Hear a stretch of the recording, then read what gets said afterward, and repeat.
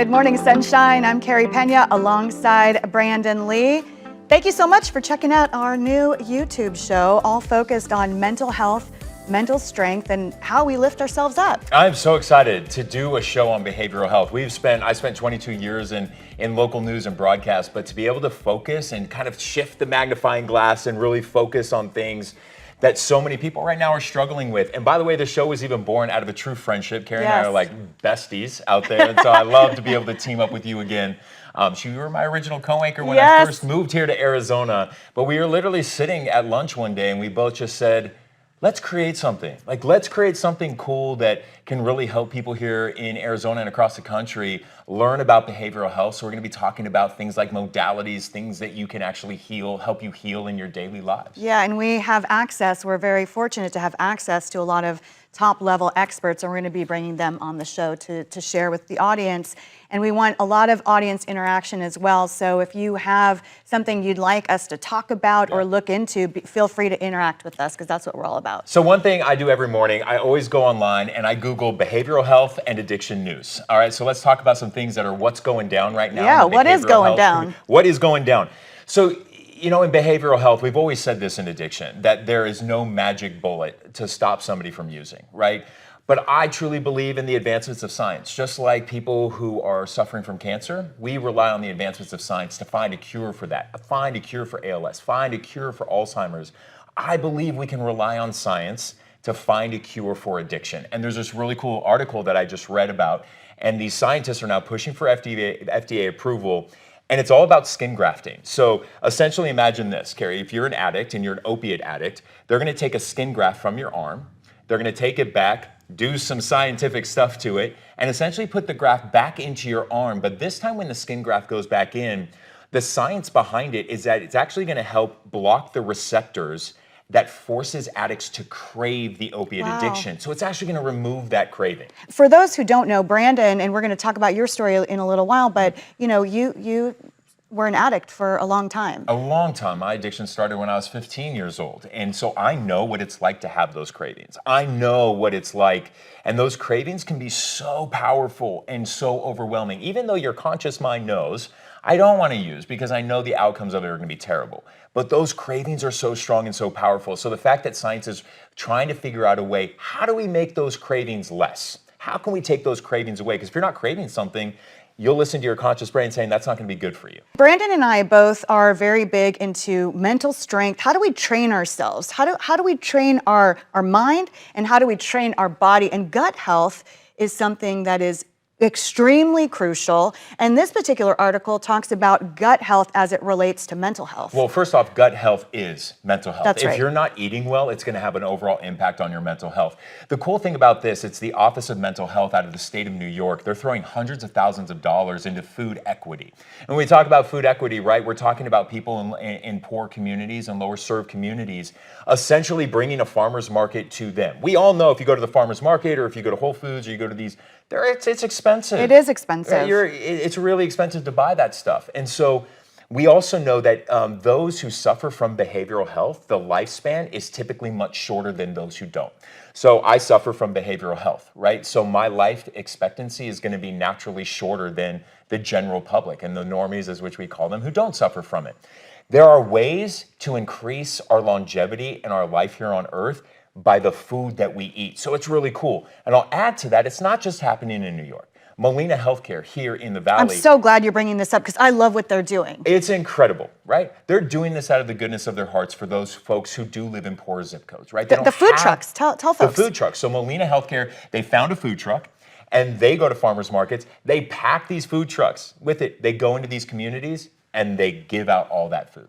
And one thing we want to do on every show is introduce you to a modality. And this is where we get to go and share with folks, you know, something that has to do with mind, body, and spirit. And I love that because we all need modalities to help us fight our daily struggles. Like stressors come in every day in our life. So to introduce our viewers and our listeners to a different modality each and every time you listen to this show is hugely important to the both of us. Yes. Because it's not just about identifying a problem.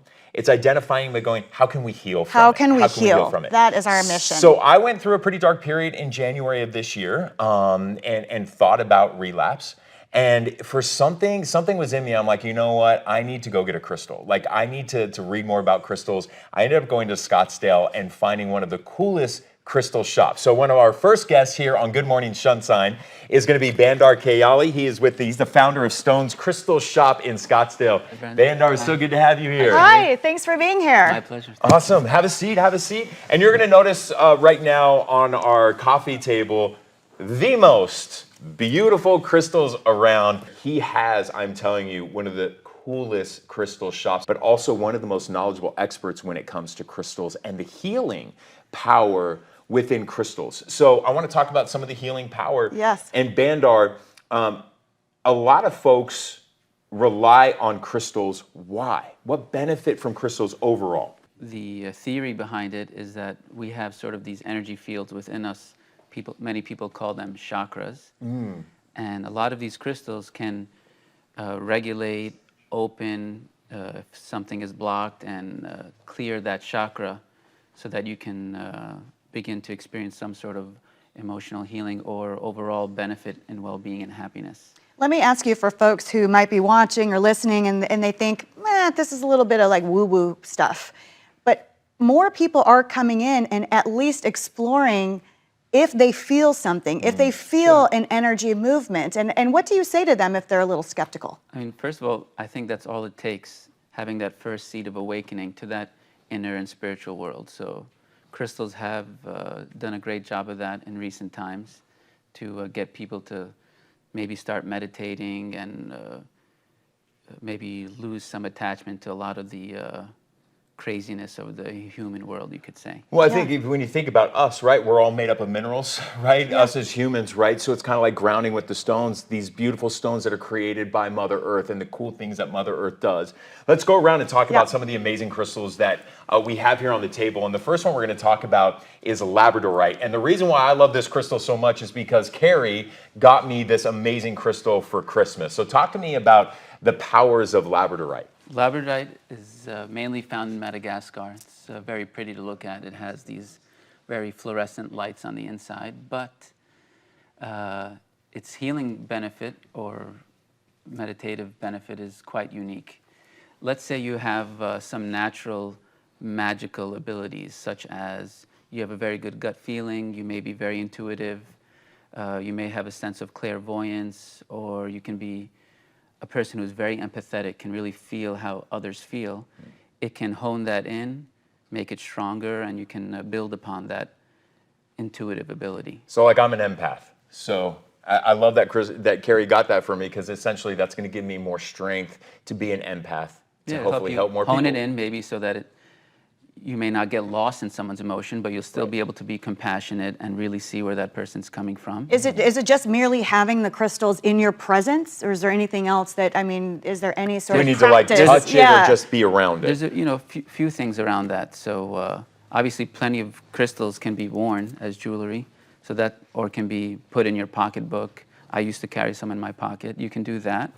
But I also recommend having a sacred place in your home where once or twice a day you can kind of check into that area, do a little meditation, and call to certain crystals so that you can manifest some of those benefits into your life. I recommend doing it first thing in the morning so that you can start your day kind of on the right foot and create whatever you'd like to create that day from a more connected place. I love it. Let's talk about my favorite stone, because now I have gone to Bandar's store and I have three now. I have three large amethysts. This is a beautiful, beautiful violet purple.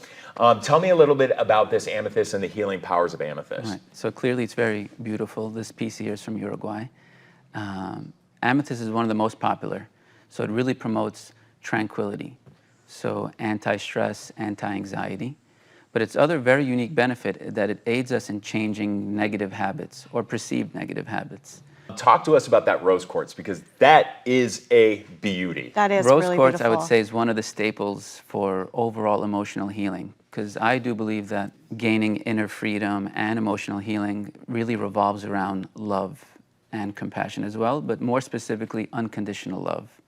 And that's what rose quartz represents. So it can help us manifest that deep sense of love and worth from within of our own selves, as well as being compassionate and not judgmental towards ourselves, which can really launch our spiritual and emotional healing.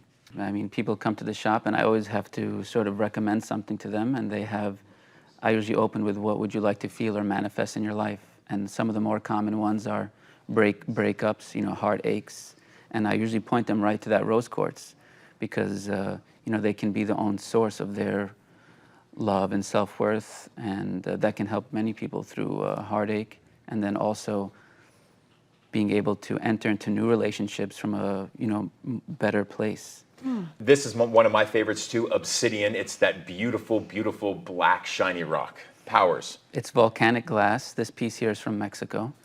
The obsidian is a root chakra, so a grounding stone.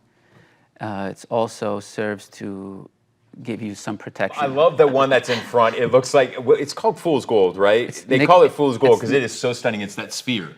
Oh sphere yeah, at the front of the table. that is stunning. Right, when people were mining for gold and they found that, they thought they found gold, but that's how it got its nickname fool's gold. It's called pyrite, and this one here is from Peru.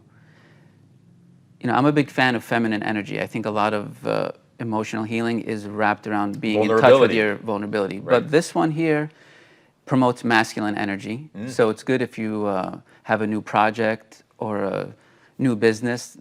Feminine energy has its place there, but masculine energy allows us kind of to do things and to be assertive. So you can kind of manifest and create with pyrite. I'm telling you, head on over to Scottsdale and go to Bandar shop and just have a conversation with him. That's how I found him. Yeah. And now I've become a very regular guest at his store, because I was just there just to talk to him about coming on the show, and I walked away with 3 more crystals in my car. So I want to play for you right now a clip from one of the podcasts I produce and host. This is produced for Adopt Technologies. It's called Elephant in the Room. And on this podcast, we interview people who are diverse innovators in the world of technology. And this is a clip from Francine Hardaway. She talked to me about what it was like being one of the women who was ahead of her time and dealing with a lot of issues in a man's world at the time, if you will, the tech world. And she talked to me about kind of the mental strength that she had to exhibit and what she's been through and how she came out the other side. Take a look. I realized that the stuff I endured, my butt has been grabbed from every conceivable angle. And I never thought to say anything about it, because that's just the way it was, especially in tech.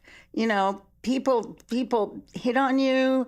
They hit on you at conferences. A lot of stuff happened that women in tech just took for granted, because you wanted to be in tech. Or anyway, I can't talk for other women. I wanted to be there.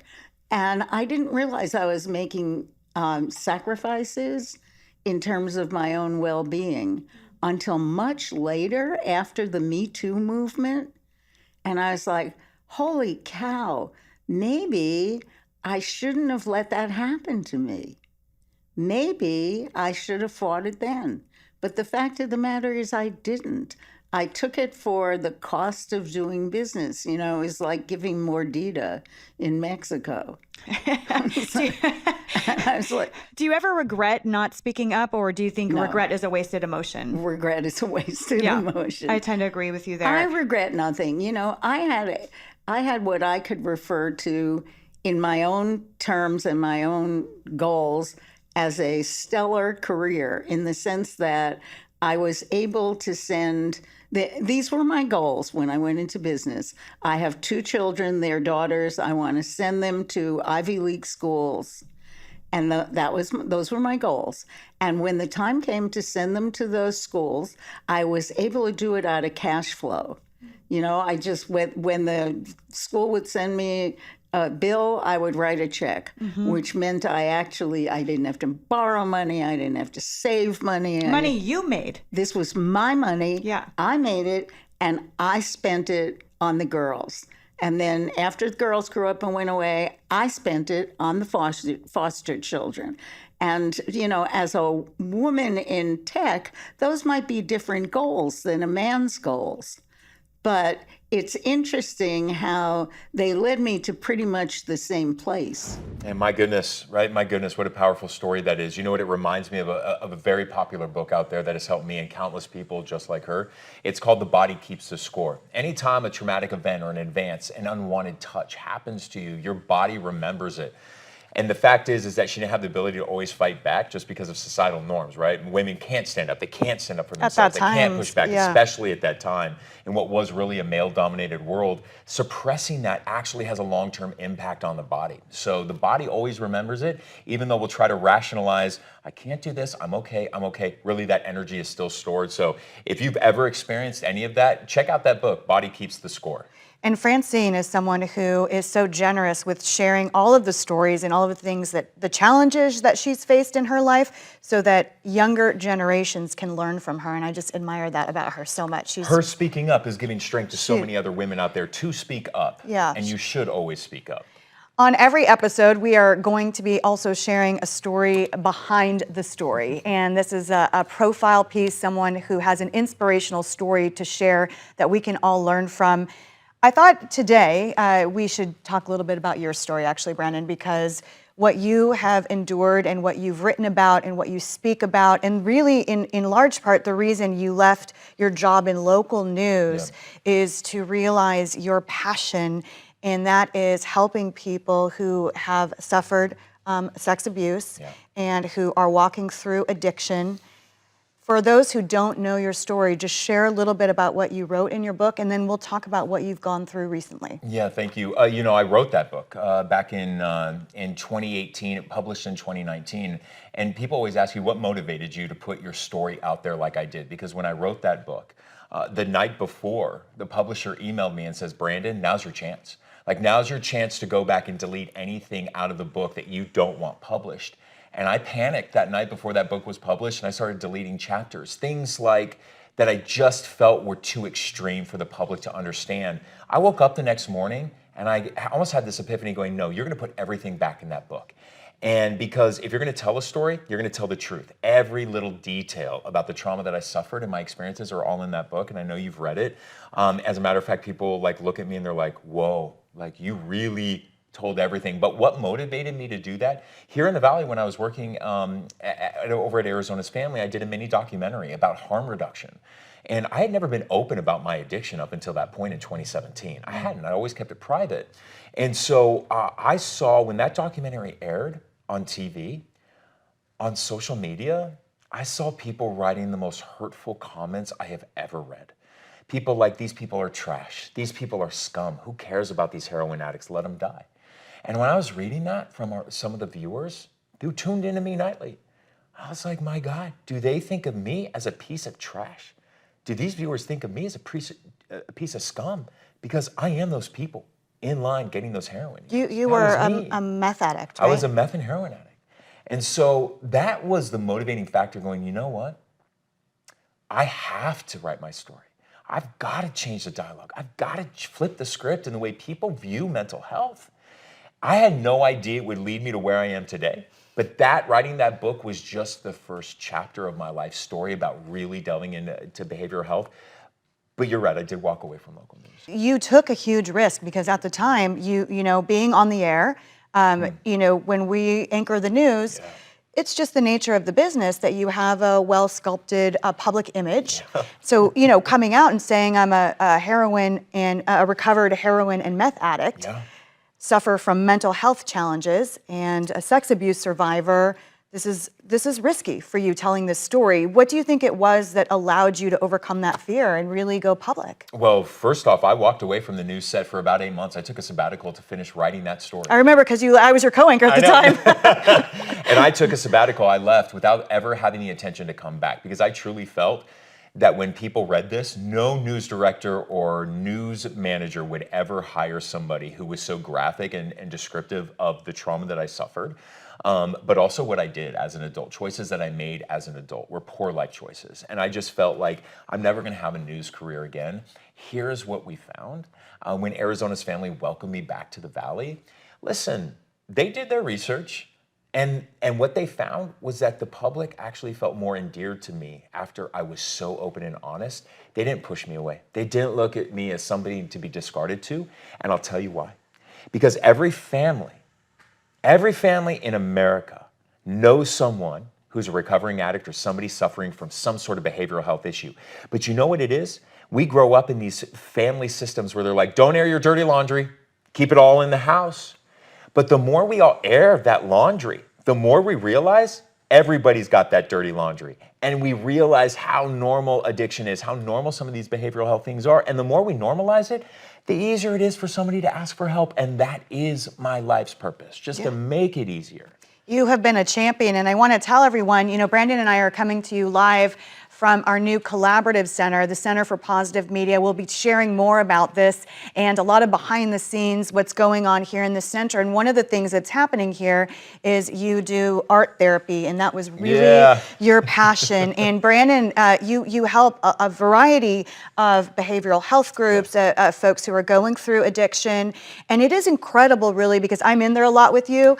And it is incredible to see how you interact, because they feel the love from you. Yeah. You don't look at yourself as any better than any of them. Yeah, definitely don't put myself on a pedestal in that room.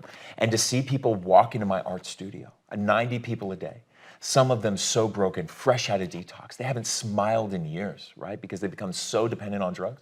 Within 90 minutes, to see them crack a smile, to see them crack a joke, to see them laugh, to see them dancing to old school music that we pump in there. Yeah. That's my life's purpose. I just want to see that person smile a little bit, tap into that creativity, get that dopamine back flowing, and find out you do have value, you do have purpose.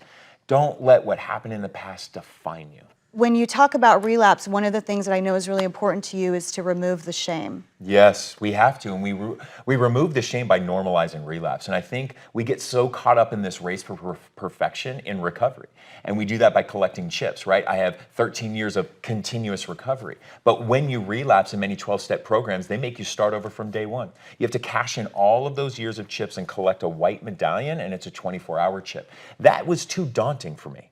And so I had so much shame that I found no purpose anymore for my life. And that's when I did play Russian roulette and want to end my life without any purpose. However, going through that darkness led me to the light. And I'm just so proud of you. I'm so you're my proud best friend, I'm and proud I love of your support. And by the way, she has been there. You've been my rock through so many of those rough times. Somebody I can go there and truly just sit across the table and just break down in tears crying. So. We end every show with a sunshine story, because that's what we're trying to do, Yes. is spread some sunshine. And our amazing producer, Christina, found this one for us. This is super cool about this guy in Arkansas, right? Yeah, this guy in Arkansas, he was getting off of work and he was getting home from school, and he was walking home in his neighborhood, and he saw an elderly person like kind of struggling to mow their lawn. And so his natural good human instinct kicked in. He goes, you know what, I'm gonna go over there. I'm gonna help this man mow his lawn. And so he goes over and goes, hey, can I come over and can I help you mow your lawn? And so he did one good act of kindness. And he went home that day, and he said he felt so good about it that he wanted to do it again. And that's the thing, when you do service work and when you do something good for others, it not only helps them, but it helps you. And so it ended up being like, he ended up doing like this 50-yard challenge. And so they ended up mowing 50 lawns, right? And then it grew that. Yes. It started growing, and now they've got like 3,000 kids. They've mowed 20,000 lawns, did she tell us? 20,000 lawns, and they've all done it for free. They help the veterans, they help the folks who are elderly. And the cool thing is that they did this during the pandemic, when everybody was locked up in isolation. Yes. And these folks said, hey, I can get outside, I can actually make myself feel good, help somebody else out in need. So they were actually out there in the community during the pandemic doing some good. But I just love the fact that there are 3,000 kids across the country participating. Yeah, and we want to thank all of you for connecting with us. We appreciate you being here for Good Morning Sunshine, and you can reach out to us online. Social media. Social, YouTube. Yeah, you listen, here's how it's going to work. You're going to go to YouTube. You're going to subscribe to this YouTube channel. You're going to know there's a little alarm bell right next to that. You're going to punch that button too. That's a notification. So every time we upload a new segment, you will be notified to tune into it. And go ahead and do this favor. We want to spread good news about behavioral health and help educate the public and end the stigma around behavioral health. Share this episode on your Facebook, your Instagram, and all your social media feeds. And you can email us at realgoodmorningsunshineshow@gmail.com. Ooh, I got that right. That was a long email. Thank you all so much for watching and listening. Take care.